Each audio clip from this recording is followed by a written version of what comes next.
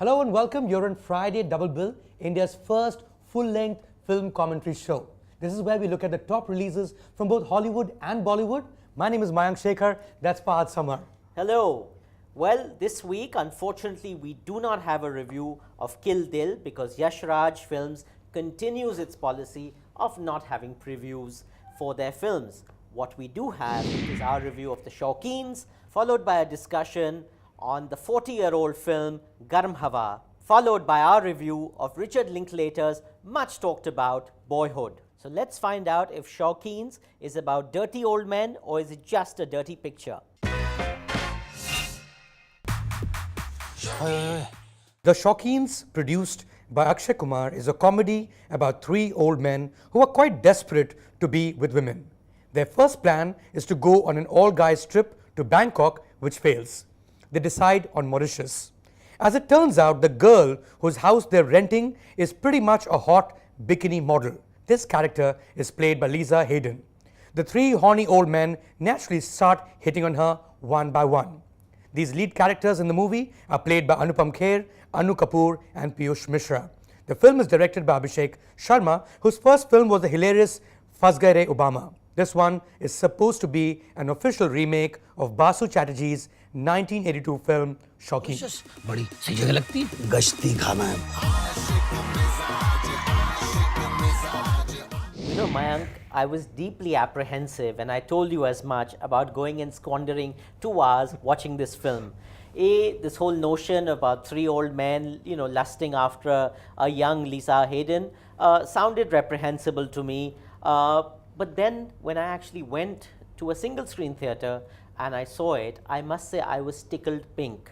I was laughing all through the film, much to my own dismay. I mean, this is completely politically incorrect cinema. It's ageist, it's sizist, it's sexist. It's basically not a film that one should really be endorsing. Having said that, I just had such a great time because I realized that the director has a lot to do with it. I mean, Abhishek Sharma is obviously an intelligent young filmmaker. Tigmanshu Dhulia, who's written the story and dialogue, has really, again, is a man with a certain integrity and intellect. So when this all came together, and then, of course, there was Akshay Kumar, who was busy sending himself up, spoofing himself, just having a great laugh at his own expense. And I think as a result, even the slightly, wobbly bits about the film, if you'll excuse the turn of phrase, actually turns out to be quite entertaining. I certainly was quite amazed. Well, you said Tigmanshu Dhulia has written the film, but quite clearly this film was already written back in 1982. And I remember watching Basu Chatterjee's Shaukeen when I was a kid. Of course, not when it was released in 1982. But, I found it to be quite a cutesy film in its own very idiotic or silly sort of way, because these are old men. That one, of course, had A.K. Hangal in it, Ashok Kumar in it, and Utpal Dutt in it. And at no level do these people look the leery, lecherous types in general. Or at least that's not the perception you had as a film goer going into a film like Shaukeen. Now, their equivalent in the Shaukeens is Anupam Kher, who on a very good day can be a very good actor or a great actor. Of course, he appears on every Friday in the theatres. We've discussed this before. There's Anu Kapoor, I think, who's a natural gem. And then there is Piyush Mishra, who, because of his theatre background, he tends to, over-emote sometimes, tends to overdo certain scenes in terms of his theatrical or stage worthiness. But he can be great on his great day as well. He was great, absolutely. Right. So now these three actors couldn't be better cast in terms of the, if you look at it from who they're taking it, back from. But, and you also have the script. It's already been made. So I'm thinking, where did they go wrong? Because frankly speaking, Fahad, I could not take this movie beyond 30 to 40 minutes. And we'll get into details of why. And of course, you can tell me why you felt that it was the greatest thing ever made as well. Well, then carrying on, let's dig deeper into the OMG or the oh my God moments from this film. Mayank, now that we firmly established that you didn't quite have as much fun with this film as I did, the OMG moment really is about the fact that this is a contemporary Shaukeens. You're saying, when I say Tigmanshu Dhulia wrote this film, it's not a faithful remake. I mean, this is a contemporary take on this film. And obviously, the fact that it talks about old people having sexual urges, the fact that they want to sublimate those urges is itself a very refreshing topic. And the fact that they can do it with a lot of humor and wit and candor, I thought was very entertaining and refreshing. Over and above that, I mean, to have Rati Agnihotri, who played the original femme fatale, albeit a very sweet, sweet and cuddly version in the old original version, she plays this woman who's decided that no more sex, no more thing, and she's turned to religion, thereby denying Anupam Kher, her husband, any sort of conjugal pleasures. So, so there's obviously justifications for all this randy nonsense, and I just love the fact that they've sort of sent up people visiting Bangkok as this complete anathema. The very fact people go to Thailand is going to be dubbed as having deeply ignoble intentions, and I wonder what the Thai government has to say about all the money they spend on Thailand promotion, and in one fell swoop this film has just completely decimated that. Well, quite clearly we saw two different movies, or at least we saw it from two completely different perspectives. I could not for the life of me figure if these are really molesters or, potential rapists, let out in the loose in Mauritius instead of Thailand. And I think that has a lot to do with the fact that while these are the three lead characters, the whole film is based on them, but suddenly this movie becomes a movie produced by Akshay Kumar, starring Akshay Kumar, who plays Akshay Kumar, yes. And the reason is, of course, I think we should let our viewers know about this. The reason is that the girl who all these three old men are hitting on is an Akshay Kumar fan, who has an Akshay Kumar pillow, who has an Akshay Kumar poster. I mean, there is so much of Akshay Kumar in this movie that I thought that should have just have been him. So, I mean, it took away from the story of these three guys, and perhaps one more layer to exactly what they're doing would have helped me enjoy the film more. So what Tigmanshu Dhulia has obviously done is he's taken the premise of Shaukeens, the original Shaukeens, and married it with Guddi, the Jaya Bachchan star, where she's fixated with Dharmendra, who's a superstar. So you've got a wonderful amalgam of the two, and this is an homage to that kind of cinema, which is why, in my opinion, this is a damn good film. But wait, we are talking about Jaya Bachchan here, or Jaya Bhadri as she used to be at the time of Guddi. Here we're talking about Lisa Hayden. Lisa Hayden actually gets a film offer from Akshay Kumar in this movie, and she says, I cannot act. And I think that was the most truthful moment in the entire The Shaukeens. She really can't act. I'm sorry, I couldn't agree with you more. As I said, this is about three dirty old men. It's about Akshay Kumar. Lisa Hayden plays Lisa Hayden. God bless her, and may she continue to play Lisa Hayden, because I'm very unlikely that she can transcend that. Well, at the end of the day, this is a sex comedy. It is supposed to be sexist. I don't want to sound politically correct, but these are three men who just seem like rapist, molester types to me. And then there is this whole Akshay Kumar factor. He's the producer who's made an entire Shaukin remake about himself. Between these two sets, or two scripts as it turns out, I didn't know where to look. I was actually looking at the exit door throughout the film. So it's a pure Peko from my side. Mayank, shame on you. I watched this in a cinema hall, surrounded by young girls, families. Everybody was having a gala time, as was I, and I'm delighted to endorse this film and say, watch it in a theater. You can watch it with your family. There's no problem. Just have a good time. Shaukeens, go for it. Well, from a dirty pick, we're looking at something more sublime. It's Garam Hawa, that released in 1974 and is re-releasing this weekend in very few theatres, of course. Directed by M.S. Satyu. Fahad, you watched the film recently. It has been ages since I watched it. What did you think of it? This is one of such an important film. It marks the beginning of the Nouvelle Vague, the new wave in Indian cinema. After this came Shyam Benegal's Ankur, and then the Govind Nihalani's and all of that. So it is a very, very important film, not just in that sense, but also of the theme that it tackles. I mean, there is very few films that have talked about partition and the Muslim perspective on partition with so much compassion and such poignancy.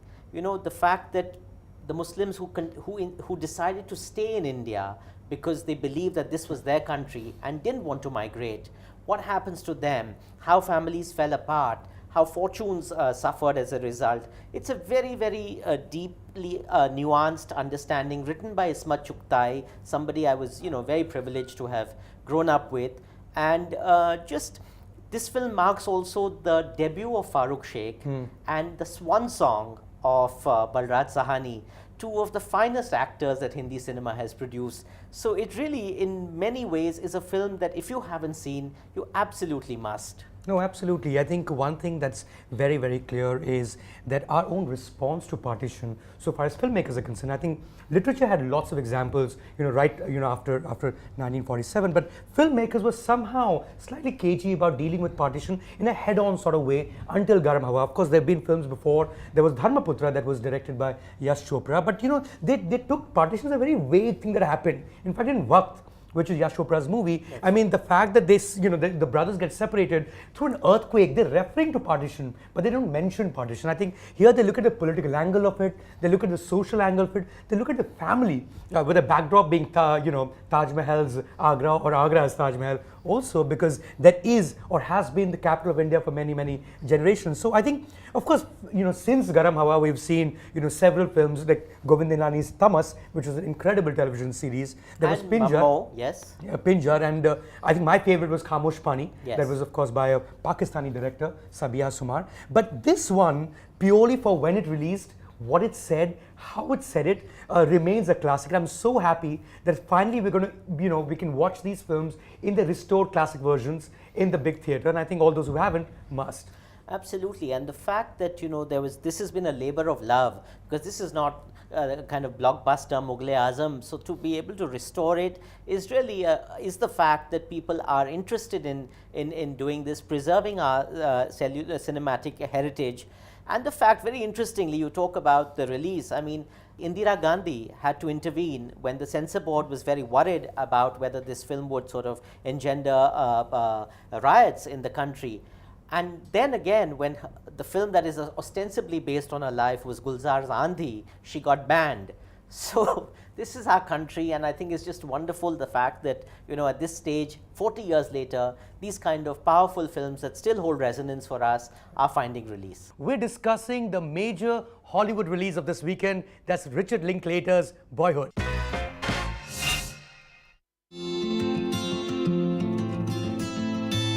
Filmed over 12 years with the same cast, Richard Linklater's Boyhood is a groundbreaking coming-of-age movie seen through the eyes of a young boy named Mason. In a breakthrough performance by Ella Coltrane, Mason literally grows up on screen before our eyes. Starring Ethan Hawke and Patricia Arquette as Mason's parents and Laurelie Linklater as his sister Samantha, Boyhood charts the rocky terrain of childhood like no other film has before. Snapshots of adolescence, from road trips and family dinners to birthdays and graduations, and all the moments in between become transcendent. Boyhood is both a nostalgic time capsule of the recent past and an ode to growing up and parenting. What do you want to be, Mason? What do you want to do? Well, I think this classifies as a masterpiece. And I'm just saying that right away, even before we get onto the verdict, for two reasons. One is I watched this film right after Interstellar. Now, Interstellar is masterpiece of another kind, where you're going through an experience, a very cinematic experience. This is a film where you're going through a very, very hardcore emotional experience. It's the kind that, very hard to find on the celluloid. You find a lot of it on television, actually. I remember when we were watching Wonder Years as a kid, we had the same feeling about a boy growing up, and I used to be the same age at that time. So, there was a direct resonance. But I was thinking that, if we are in that space of Interstellar, if we are in another planet, and if we have to leave one DVD behind for the aliens to know exactly what life, at least in America, or middle-class life in America is, it would be Boyhood, because you'll just know exactly what's going on planet Earth right now.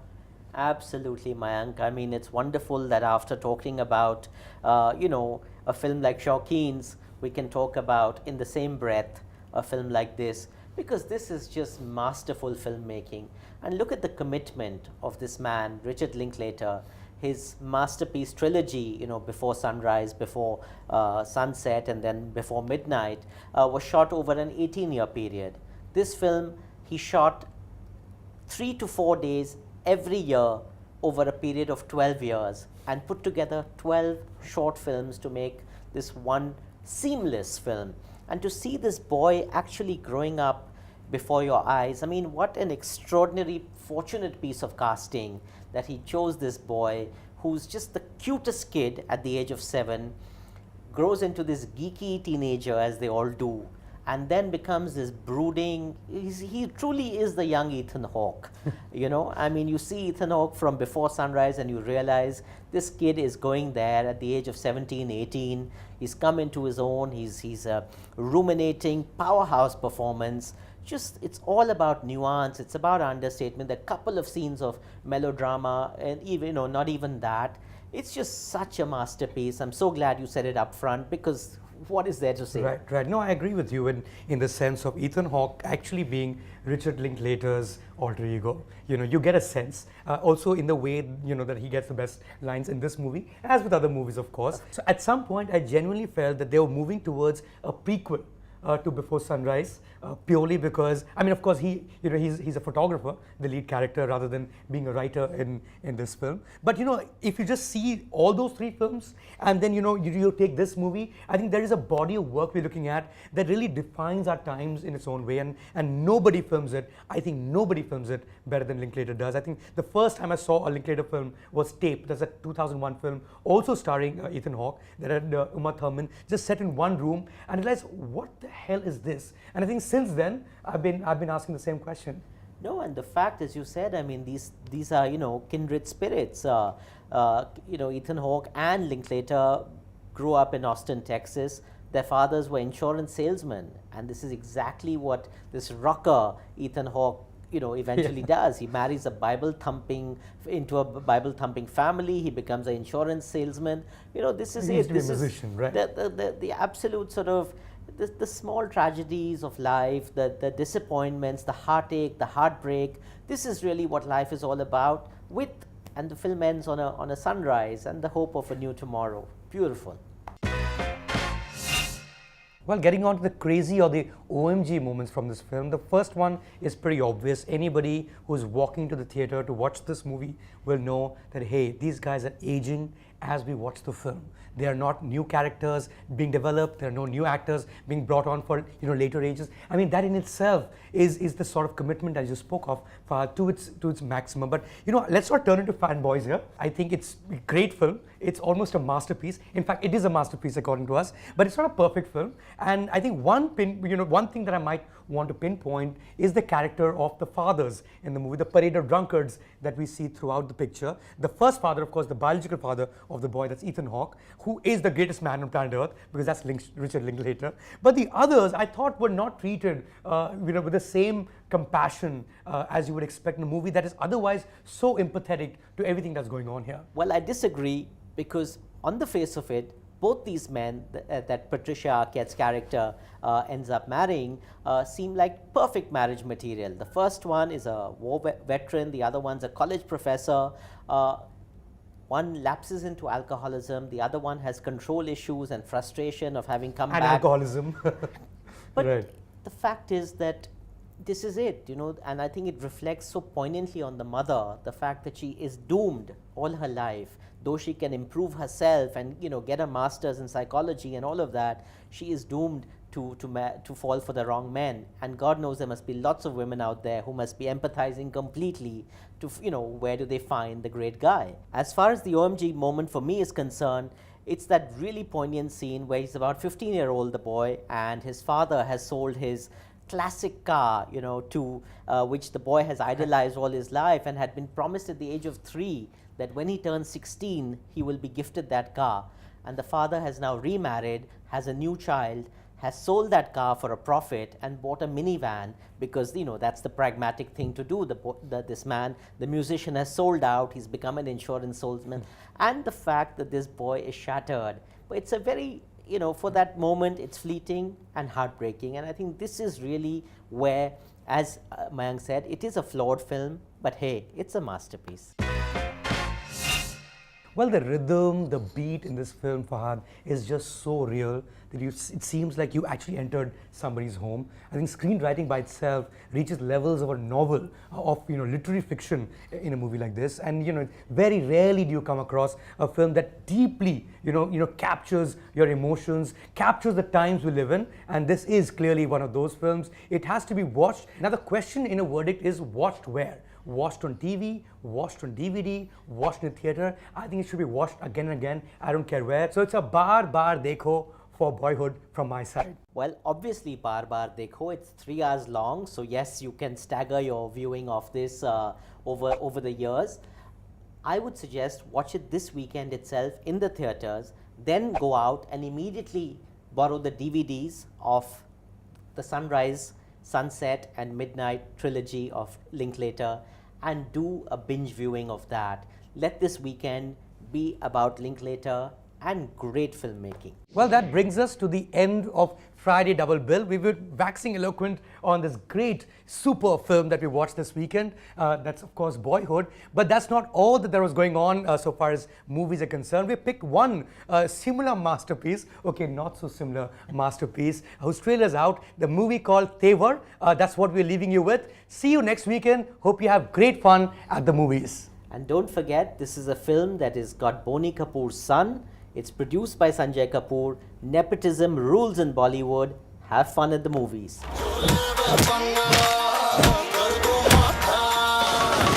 और तो क्या ना इज्जत किया कर मैं वरना तेरी गोलियां फोड़ दूंगा और बंदूक तोड़ दूंगा